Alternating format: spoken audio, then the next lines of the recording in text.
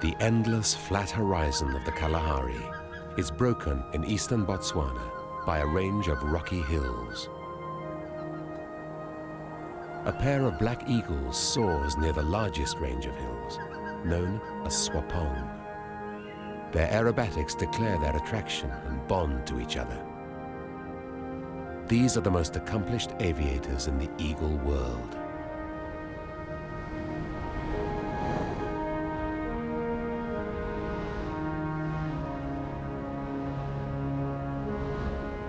The black eagle rules the skies over Swapong.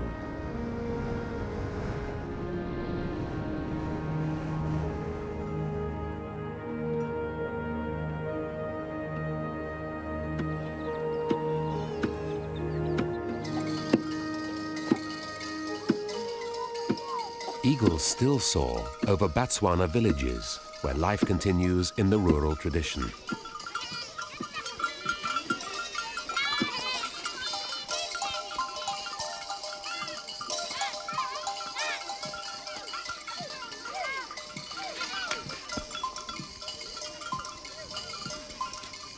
The Swapong hills are surrounded by many villages, but the hills themselves are uninhabited because of the presence of powerful spirits.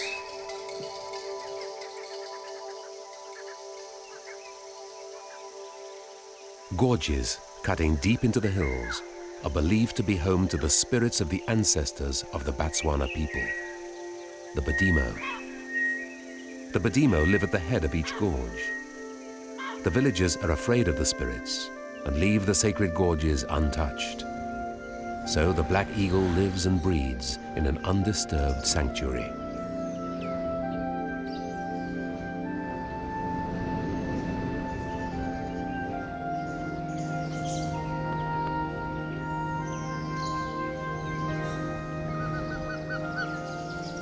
The most sacred part of the gorge is at the head, where pure water bursts from the bare rock.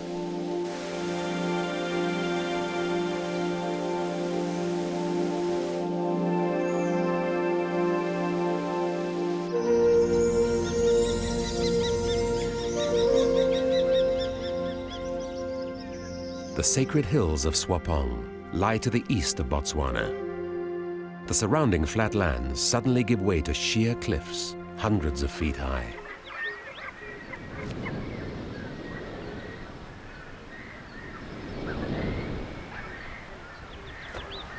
Updrafts lift the eagles effortlessly into the sky.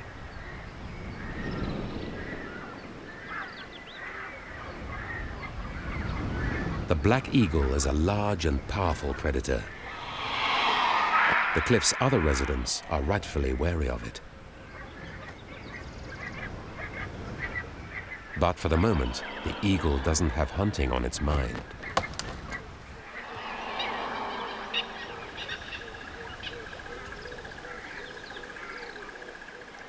Red cliffs, washed white, reveal the roosts of the cliff's largest resident, the Cape Vulture.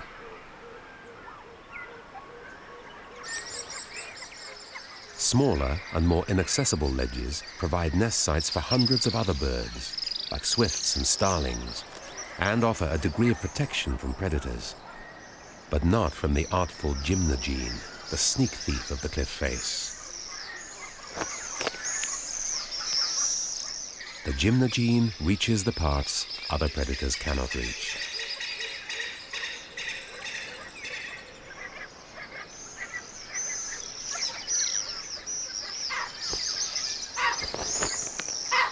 The rocky terrain attracts a wide variety of specialized residents.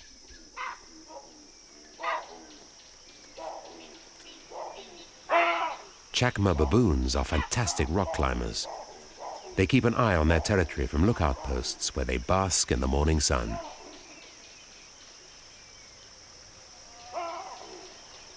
Hyraxes use the rocks like radiators in the cold mornings. And the myriad crevices are occupied by a myriad crevice dwellers.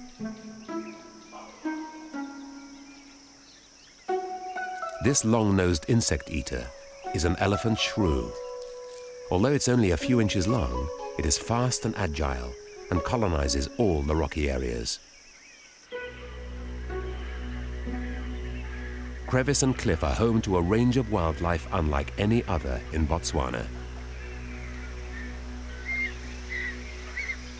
A couple of hours of morning sun warms the cliffs enough to raise thermals for the vultures to soar on.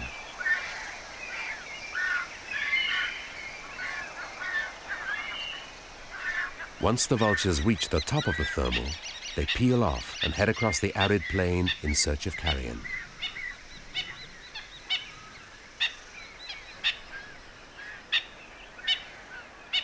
Eight-foot wings carry them with grace and speed.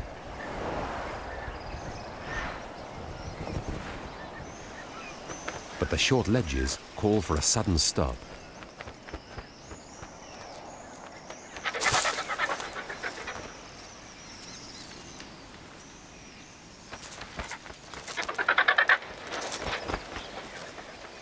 "150 pairs of vultures roost in the hills, and competition for the best ledges is fierce. For a short while, their numbers will be growing. They're about to raise their young, and all efforts are concentrated on mating and nest building.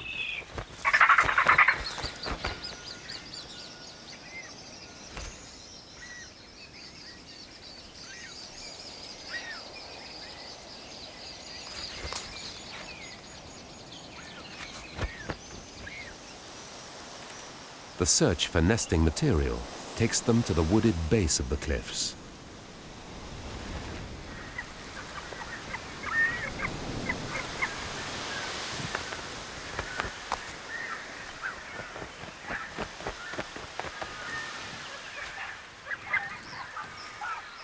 Here, they deliberate over the perfect stick, usually the one in another vulture's beak.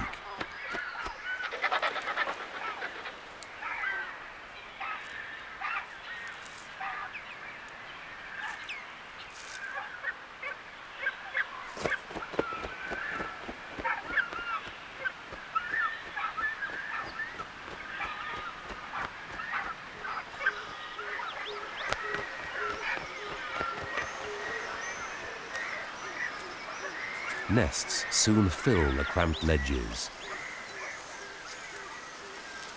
Nest refinement is an ongoing activity, and extra material can always be found nearby.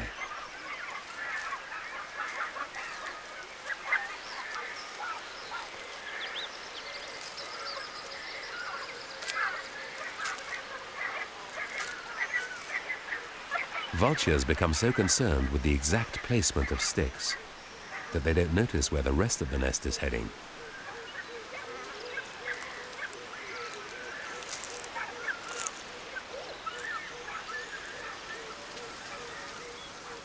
Although Cape vultures are highly sociable birds, competition is intense at this time of year, and they must guard their nest sites fiercely.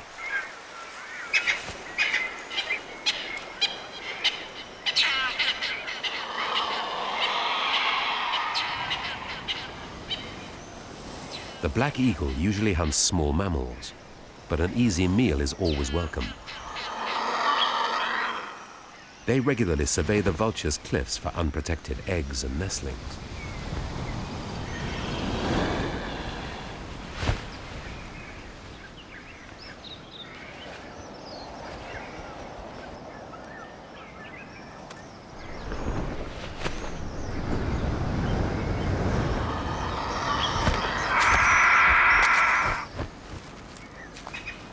These raids are more common when the eagles have young to feed.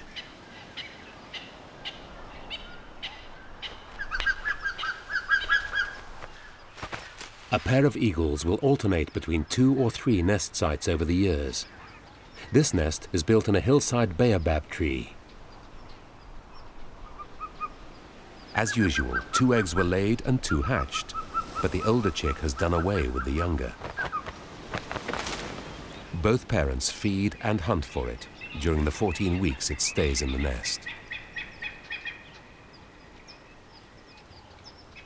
The chick's appetite will keep them busy for most of each day.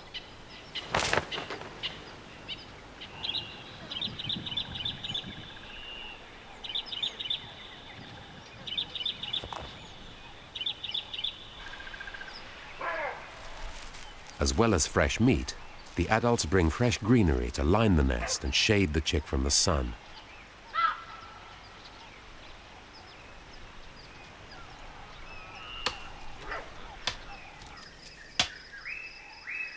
The eagles are not the only ones searching for greenery on the hills.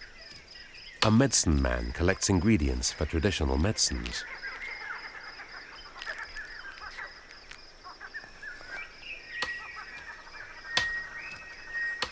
Pods, bark, leaves, or roots.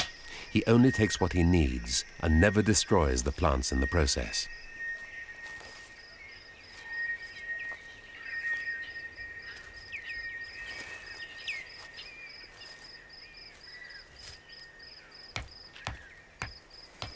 The unique environment found within the hills offers water and shelter to plants that grow nowhere else in Botswana.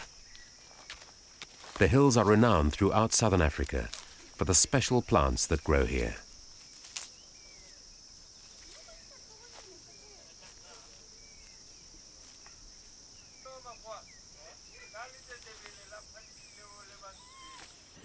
Many fruiting trees grow on the hillsides, and the fruit is an important part of the local diet.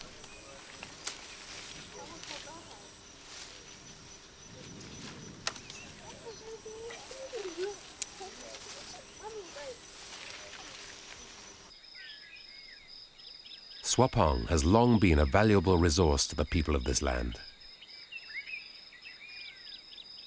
Ancestors left rock paintings perhaps more than 2,000 years ago. Ancient iron smelting sites and paraphernalia are scattered throughout the hills. Some of these date back more than 1,500 years. And thousands of pottery shards litter the ground, making this one of the most important prehistoric sites in southern Africa. Today, the tops of the hills, away from the sacred gorges, are still used to gather thatching grass for the surrounding villages. The villages are not far from the base of the hills. Water flows out to them year-round, and life is good. The Badimo guide the people, bring them rain, and cure their illnesses through the medicine men.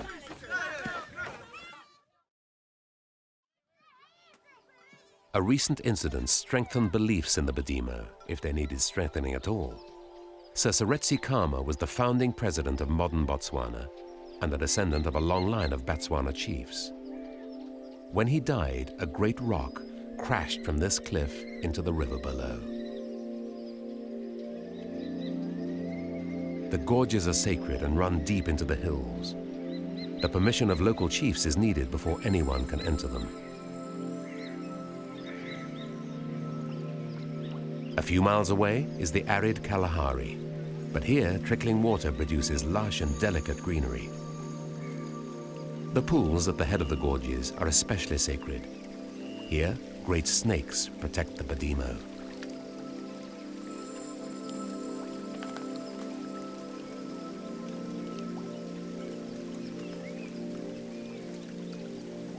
Green gorges are the home to much of the unexpected wildlife of Swapong.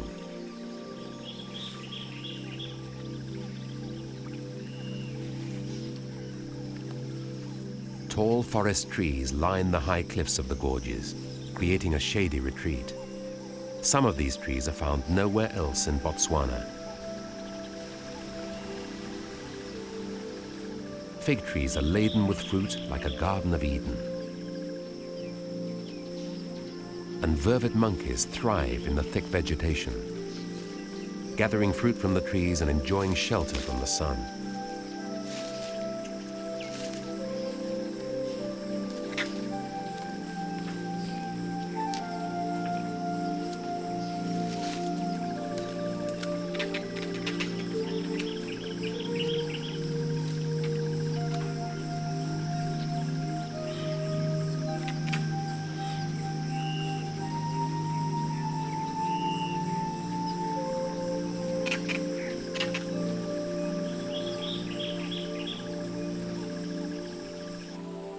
Water also emerges from rocks outside the gorges.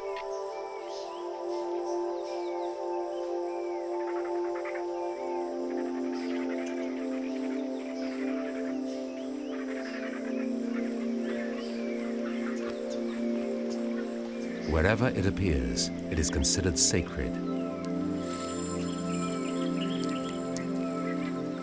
and to have healing properties.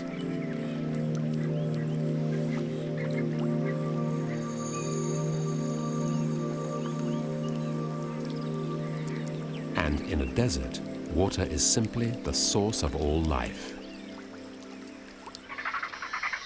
The hot, noisy cliffs of the Vultures above seem a world apart. Squabbles still erupt over nest sites. Many pairs have not found suitable sites, even though others have laid eggs.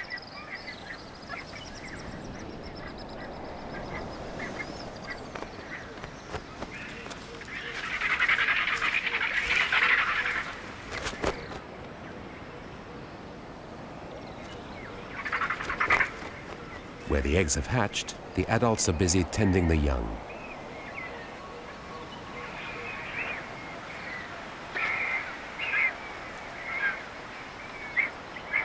Latecomers have only the less desirable ledges left to them, or none at all. Nests are packed onto and into every nook and cranny, and they provide excellent cover for the insects this shrew is after.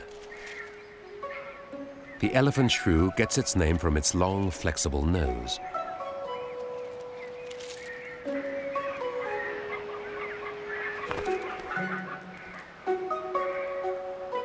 Although it looks like a mouse, it's an insect eater, more closely related to bats.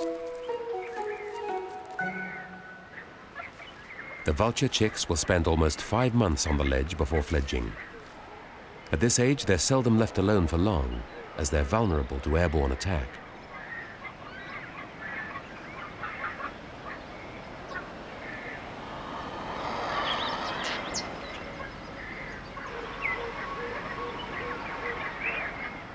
The adults are keen-eyed, wary, and very protective of their young.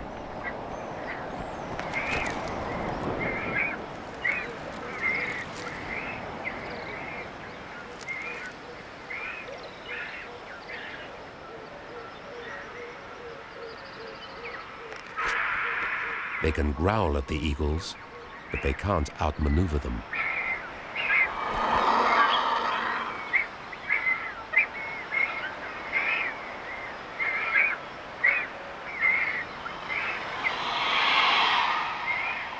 The eagle needs to find meat for its young, but these chicks are well guarded. Vulture chicks aren't a staple of the eagle's diet. That position is taken by the hyrax.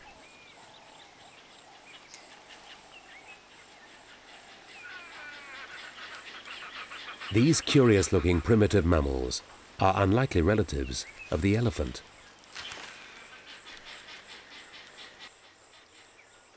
They occur widely across Africa, always found on the same rocky terrain as black eagles.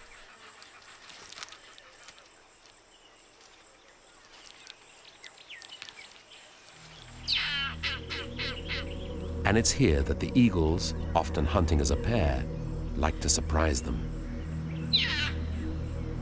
They build up speed on the far side of the hill, then swoop over the crest to surprise whatever lies in their path. But their plans are foiled by a francolin, so the pair separates.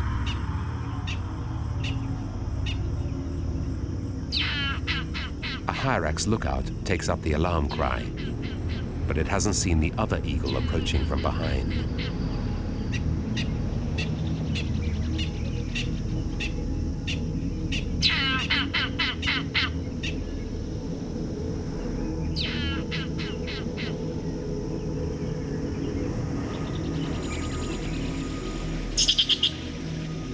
Once warm, hyraxes can run fast, and they scatter over the rocks looking for cover between the boulders.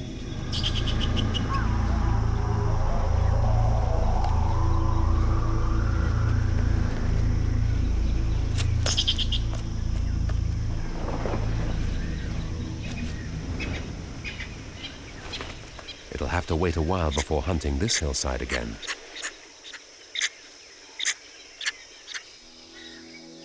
Swapong is home to wildlife great and small. A beautiful gallery of rust-colored rocks provides canvases for abstract patterns of lichens.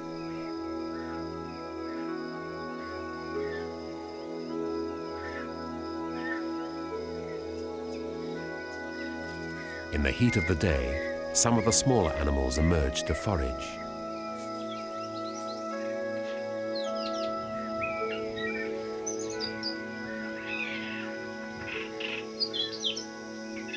Mocking chats are on the hunt for insects. Flat lizards lie in wait for a meal. It's all a matter of scale and scales. A fallen boulder becomes a great cliff for an armor-plated rock climber.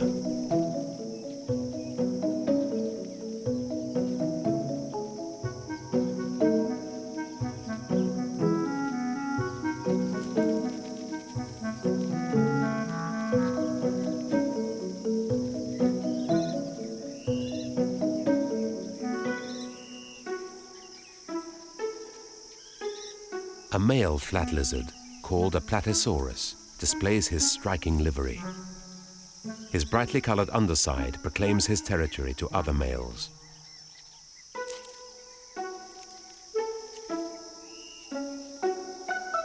Always on the lookout for a juicy meal, the shrew scouts the insect-filled crevices.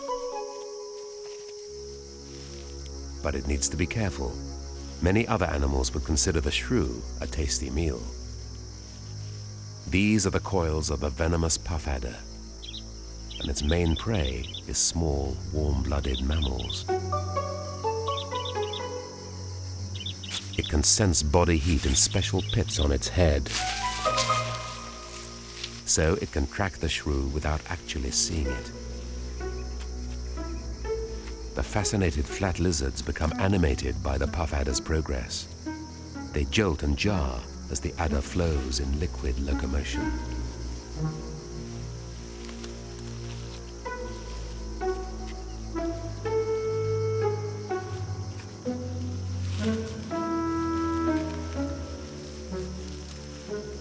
But they can't afford to get distracted. Small reptiles are the favored prey of many of the hawks, eagles, and falcons that live in Swapong. In fact, Tswapong is a bird of prey paradise. Rock kestrels are particularly partial to small lizards.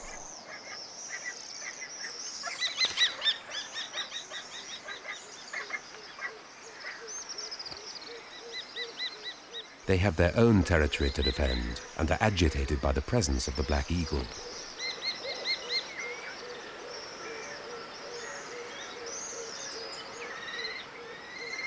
When eagles get too close, the feisty kestrels think nothing of going on the attack.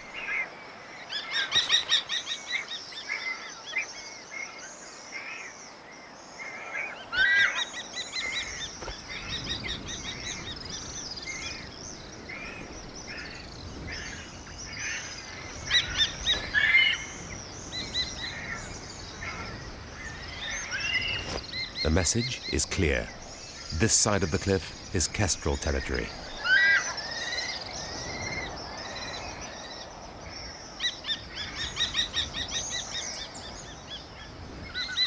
The harried eagle moves on. It must still find food for its young.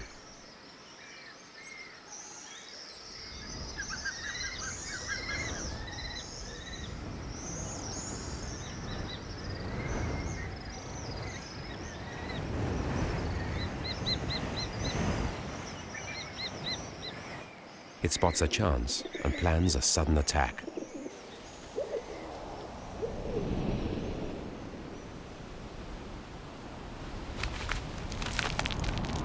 Storming through the skies, it strikes with ease. The rock pigeon was cornered and didn't stand a chance.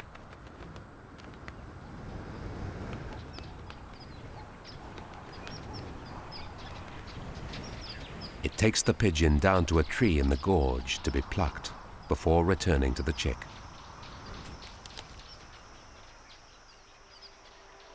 The bottoms of the gorges stay green year-round, thanks to the constant supply of water percolating through the rocks. Most of the wildlife in the hills is linked to this miraculous resource. Clouds rising above the range drop rain on the hilltops, which soaks down through the soft rock. When it reaches harder rock, it bursts from the cliffs. Water is the sacred heart of Swapong, and Tswapong is a rare oasis in the arid Kalahari.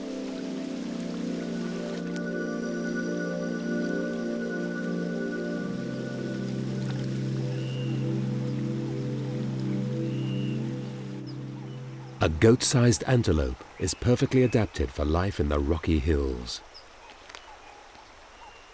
The klipspringer tiptoes like a ballet dancer on points across near vertical rock faces.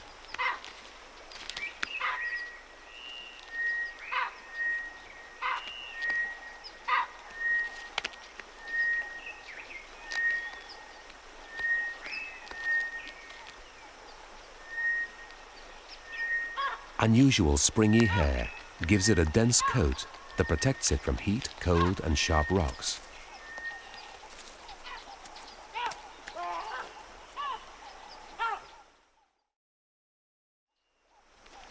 Klipspringers and their young are vulnerable to predators both from the air and the ground.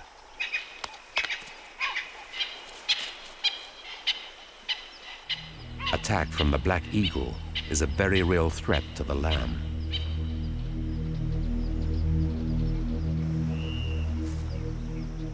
When threatened, the lamb retreats to long grass and stays still. Adults can outrun most land animals on the steep rocks, even the powerful leopard.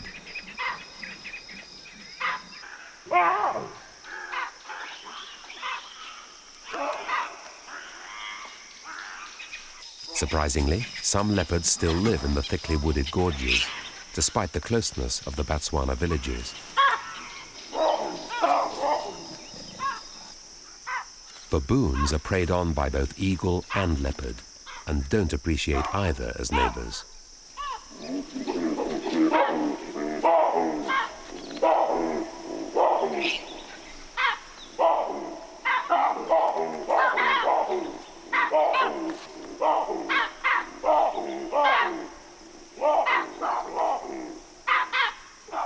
Leopards are shy of humans and hide themselves in the depths of the hills. They're seldom seen. Like the eagles, they are unintentionally protected by the villagers' fear of the spirits. Once the panic has died down, the baboons return to their foraging in the woods and cliffs.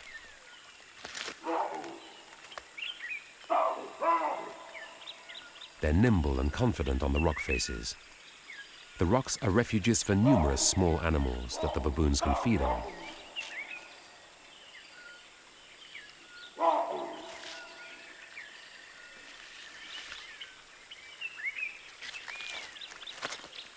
They can also find water high up in the cliffs.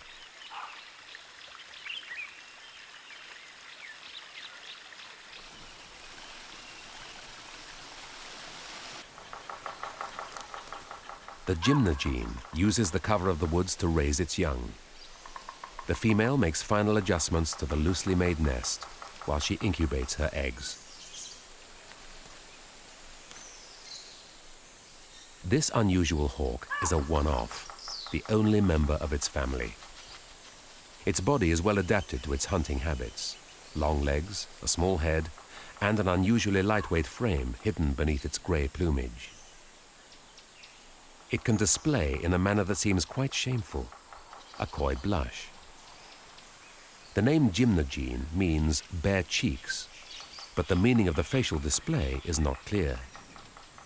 It is common when a mated pair is near to each other or is excited.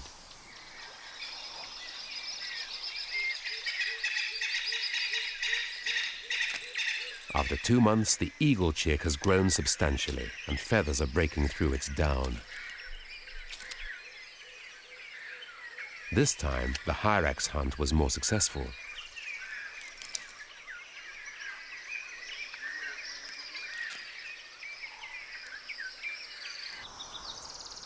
On the cliff face, the vulture colony is bursting at the seams.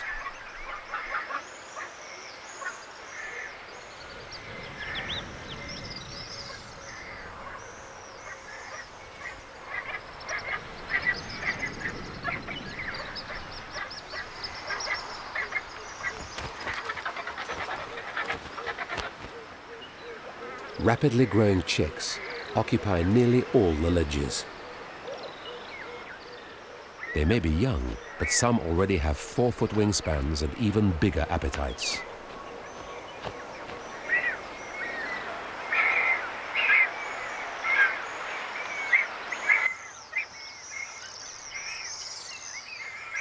Every crack and crevice is alive with breeding birds.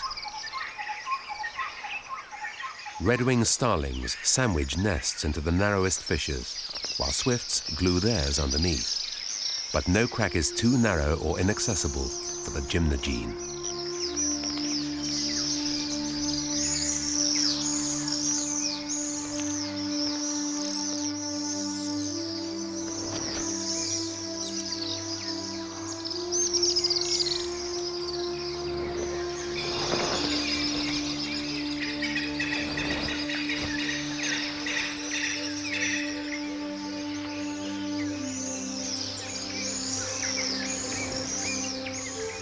Broad wings enable it to float up and down the cliffs with ease.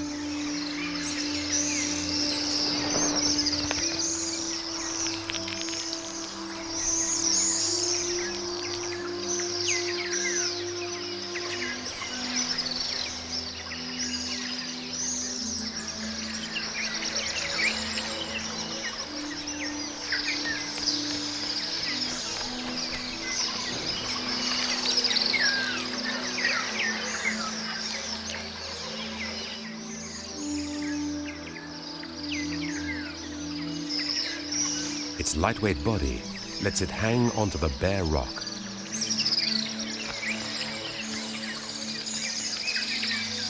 Its small head pries tiny gaps, while its long, flexible legs fish nestlings out of the deepest holes.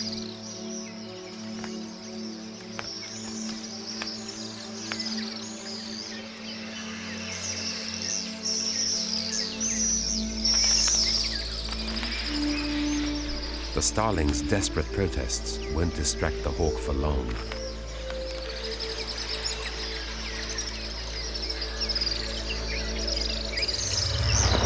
The Gymnene knows the nestlings are here and will be back. It has a chick to feed.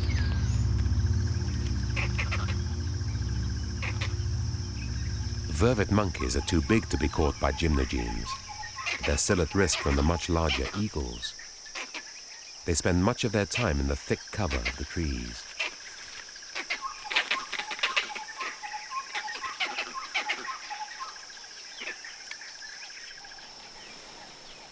Like the eagle chick, this Gymnene hatchling has done away with its sibling and demands constant feeding.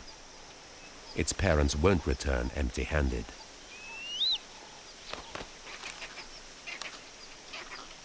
A second dash at the cliffs was successful, and the parent presents a starling.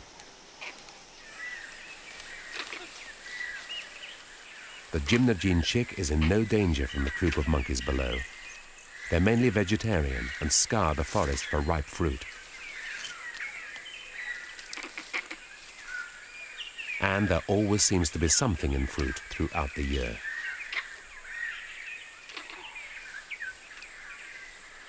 With a harvest as abundant as this, the vervets can afford to be fussy about what they eat. They reject all but the choicest fruit. The Platysaurus is also interested in the fruit, although it doesn't find it easy to eat.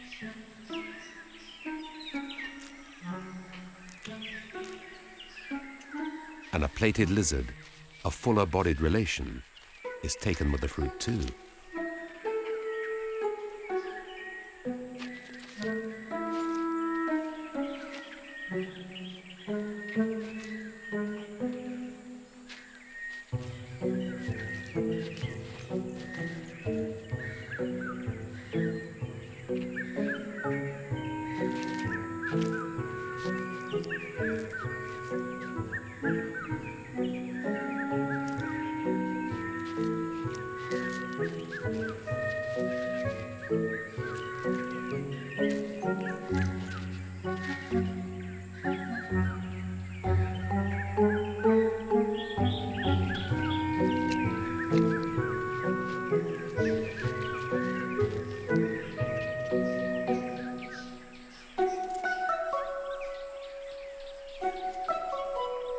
Many of the animals vary their diets to take advantage of these opportunities.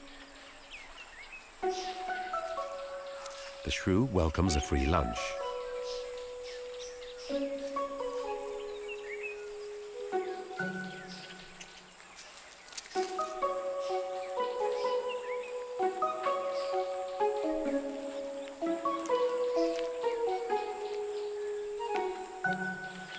Everything comes to the lizard that waits. A furry army of caterpillars is on maneuvers, and the lizard knows just how to maneuver them to get their poisonous hair off.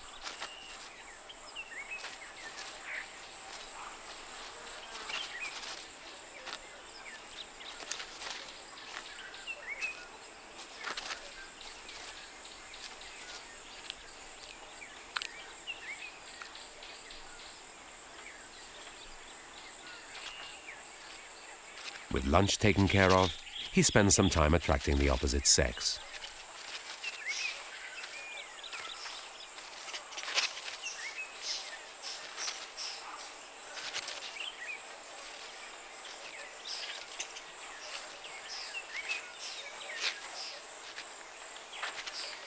Perhaps he should have taken a longer lunch.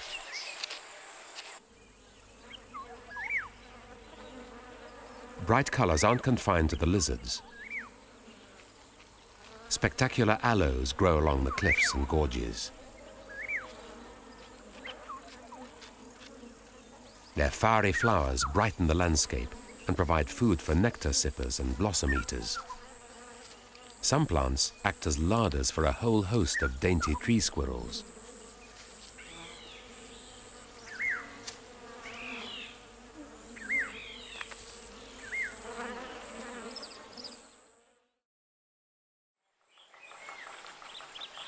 Until the dainty tree squirrel ends up in the larder of the Gymnene.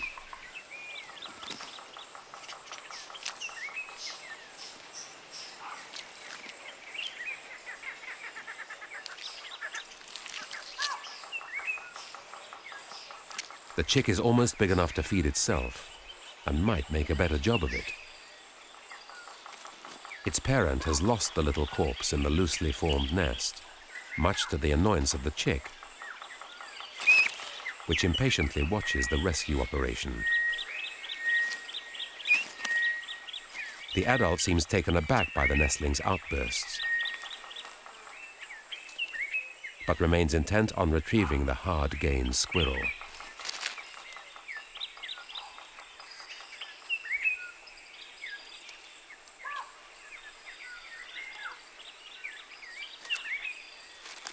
This is where multi-jointed legs come in handy.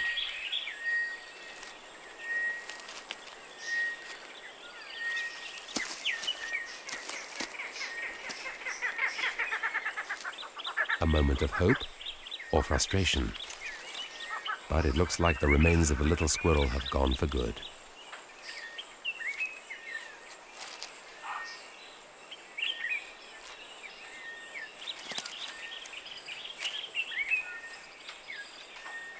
Perhaps it's time to make another visit to the cliffside larder.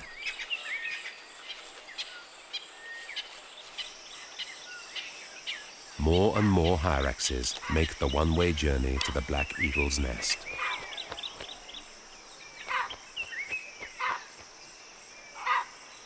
At 3.5 months, the youngster is the size of an adult, but looks very different. It won't get its adult plumage for another 4 or 5 years. But in a few more weeks, it will fledge and take to the skies over Swapong.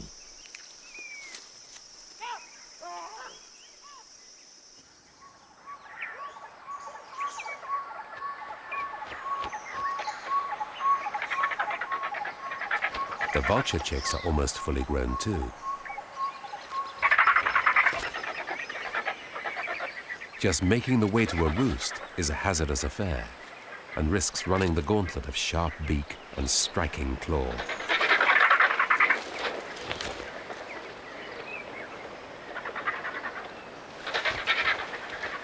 A pair that hasn't bred yet tries to take over a ledge from an almost fully grown chick. Amazingly, the youngster manages to fend them off until its parent saves the day.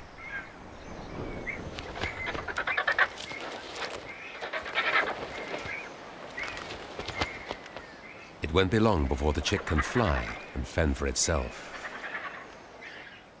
But some chicks will never fly. They're afflicted with osteodystrophy, a bone disease similar to rickets. The environment beyond the hills is changing. Vultures can't always find enough bone chips to keep their young healthy.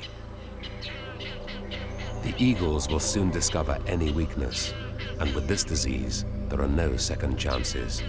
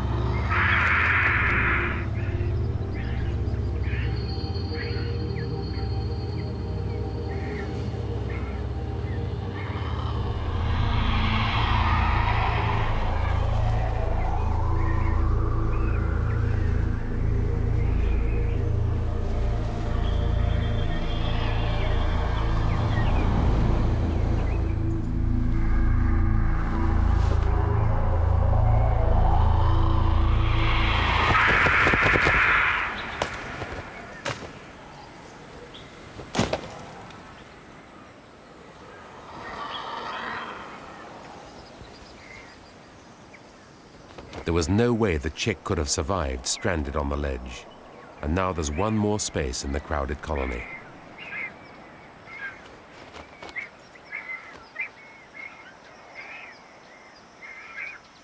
The dead vulture chick is too heavy to carry, so the eagle eats it where it's fallen.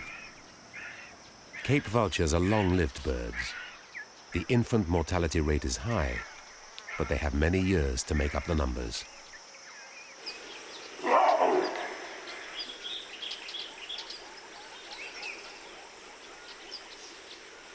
A ruckus has broken out in the baboon troop. An unknown male has just walked into the wrong territory.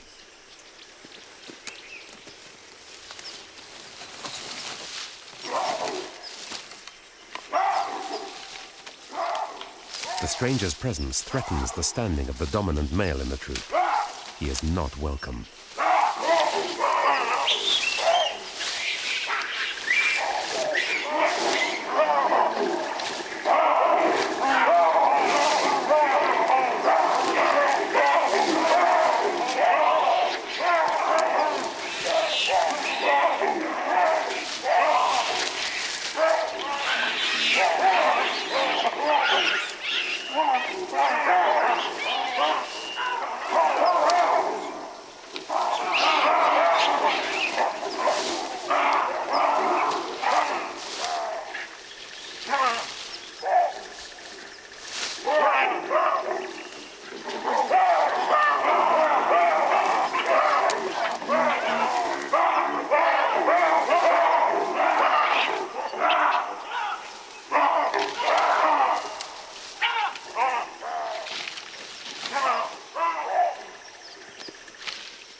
The troop's dominant male stood his ground and drove the intruder off.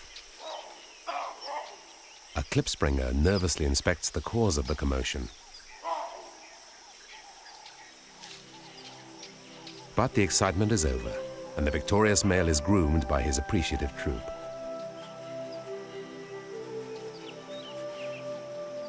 This gentle activity reaffirms their rank and relationships.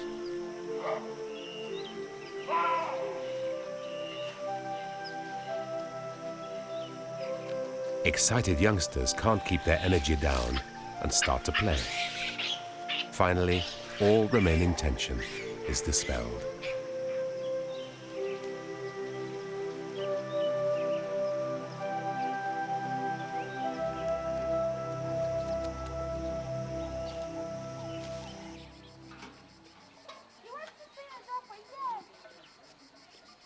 The end of each day finds the villagers in their homes.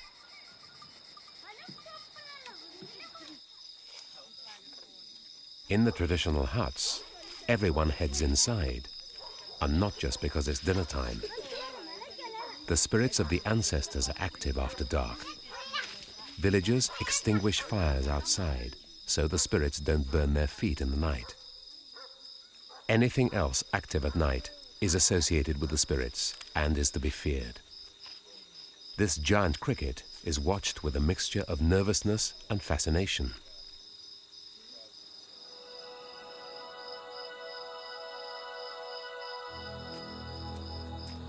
In fact, the villagers fear all nocturnal animals, no matter how large or small.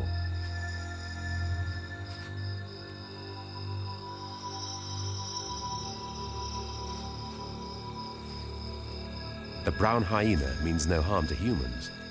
It's just after an easy meal, maybe some bones or a scrap of skin.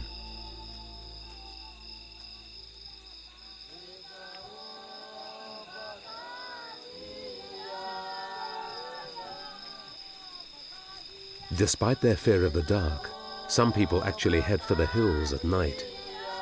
Swapong is a sacred place to nearby residents of all faiths.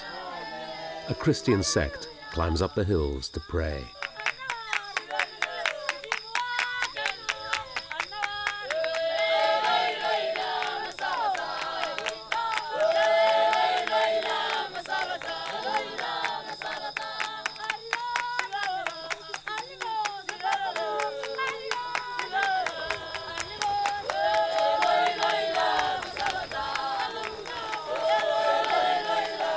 The service will last till dawn, and when the morning brings rain, their beliefs will be all the stronger.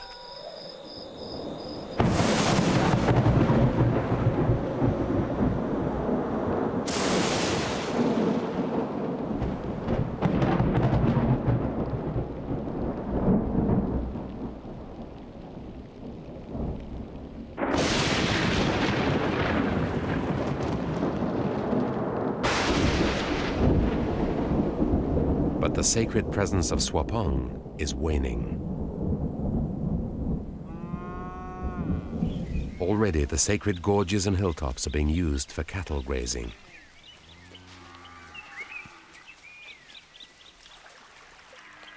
The hills can't support large-scale grazing, and the disturbance in the fragile gorges will drive out indigenous wildlife.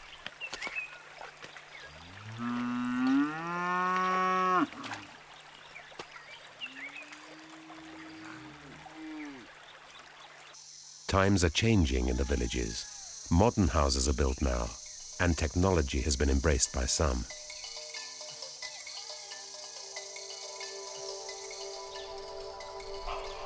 If technology becomes the new religion, then Swapong's spirits may be forgotten. And if they are, who will protect the wildlife? Swapong is unique in Botswana. Its microclimate brings rain clouds and mists to the edge of the Kalahari. Its inaccessibility, its water, and sacred significance have allowed specialized wildlife to flourish for thousands of years.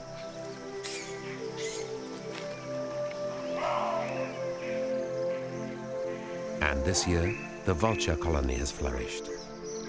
The last chicks are fledging, testing their 8-foot wings on the breeze.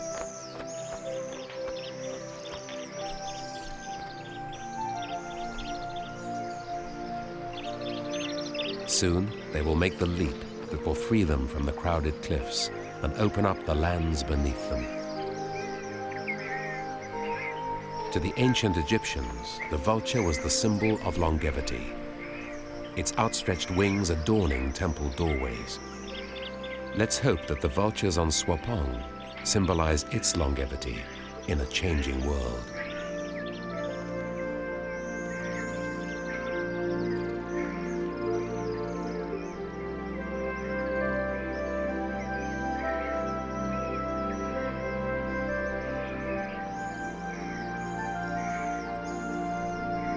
And if Swapong does survive, its rulers have an heir to succeed them.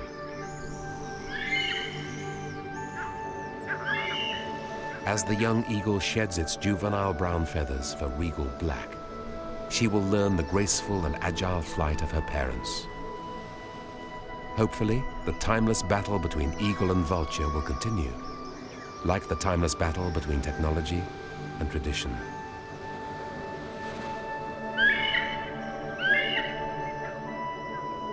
If the thirst for knowledge can be tempered with respect for the past, then Tswapong will remain the sacred haunt of eagles.